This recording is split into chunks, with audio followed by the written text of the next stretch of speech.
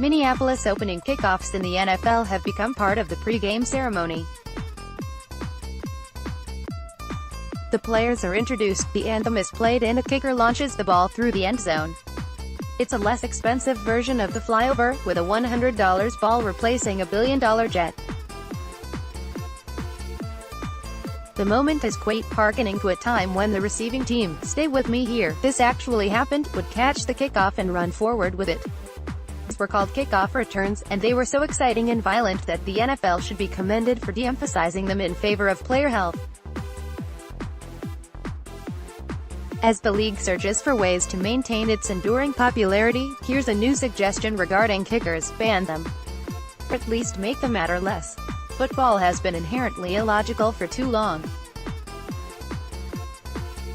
Between offensive players, defensive players and the special teamers who do the hard work, about 40 players risk their necks, spines, brains and knees smashing into other large, fast humans for 60 minutes.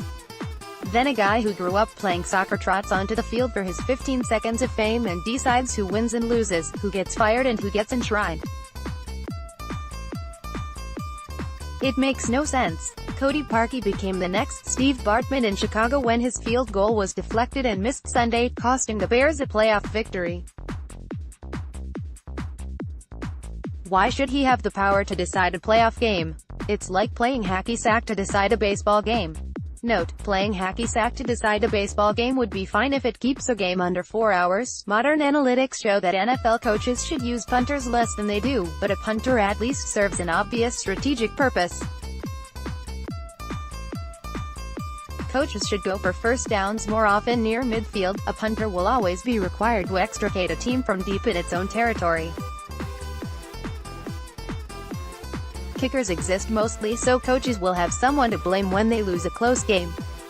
Field goals possess a certain beauty. Sports fans love few things more than a ball in flight, but what do they have to do with football, other than the illogical? Name of the game? How many field goals rank among the greatest plays in NFL history? Even Adam Vinatieri's Super Bowl winning kicks were exclamation points punctuating sentences written by Tom Brady. The Vikings lost a playoff game to Seattle because Blair Walsh missed a 27-yard field goal. Remember, two very good teams risked frostbite as well as the usual NFL injuries. The Seahawks took the lead late, the Vikings executed a brilliant drive and then Walsh jogged onto the field and determined that the Seahawks had won. Might as well just have left it to Judge Judy. Now, banning kickers is probably going too far. And the last-second field goal when an offense has no chance to reach the end zone makes some sense, both in terms of strategy and entertainment. Let's follow the logical path that the NFL has begun carving. They have made the kickoff largely ceremonial. They have presented the option of the two-point conversion. They know that plays from scrimmage are better than kicks. Here's a way to continue down this path: reduce the value of field goals to 1 point. If field goals were worth only 1 point, NFL coaches would increasingly push for touchdowns. They would go for it on fourth down much more often, adding drama and real football plays to the game. Who would you rather see on the field on a 4th and 1 from the opponent's 30, Dan Bailey or Adam Thielen?